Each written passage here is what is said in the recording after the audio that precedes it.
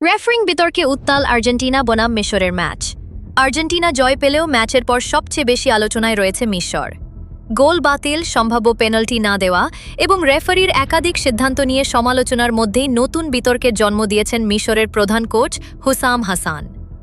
Match চলাকালে রেফারির সিদ্ধান্তে অসন্তুষ্ট হয়ে হুসাম হাসান 2 হাত বুকের সামনে ক্রস করে একটি এক্স আকৃতির সংকেত দেন। পরে তিনি একই সংকেত মাথার উপরে তুলে রেফারির দৃষ্টি আকর্ষণের চেষ্টা করেন। কিন্তু আশ্চর্যের বিষয়, কিছুক্ষণ পরই ম্যাচের রেফারি তাকে হলুদ কার্ড দেখান। এরপর থেকেই প্রশ্ন উঠেছে, কেন এই হলুদ কার্ড? আসলে এই এক্স সংকেতটি সাধারণ কোনো প্রতিবাদের ভঙ্গি নয়। ফিফার বর্ণবাদ বিরোধী নতুন প্রোটোকল অনুযায়ী কোনো খেলোয়াড়, কোচ বা ম্যাচ কর্মকর্তা যদি মাঠে বর্ণবাদী আচরণের অভিযোগ করতে চান, তাহলে তারা এই এক্স সংকেত ব্যবহার করতে পারেন। এ ধরনের সংকেত দেখলে রেফারির দায়িত্ব হল পরিস্থিতি মূল্যায়ন করা। প্রয়োজনে তিনি ম্যাচ সাময়িকভাবে বন্ধ রাখতে পারেন।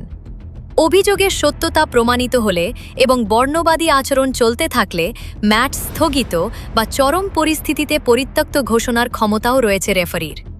তবে ফিফার নির্দেশিকায় শুধু এক্স সংকেত দেওয়ার কারণে কাউকে হলুদ কার্ড দেখানোর কোনো বিধান নেই। তাই হুসাম হাসানকে কেন সতর্ক করা হলো, সেটিই এখন সবচেয়ে বড় প্রশ্ন।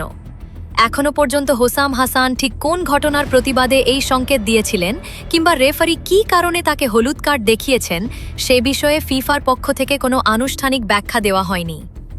ফলে ম্যাচ শেষ হলেও এক্স সংকেতের রহস্য এখনও অমীমাংসিত। আর এই ঘটনাকে ঘিরে ফুটবল বিশ্বে আলোচনা ও বিতর্ক দিন দিন আরও তীব্র হয়ে উঠছে।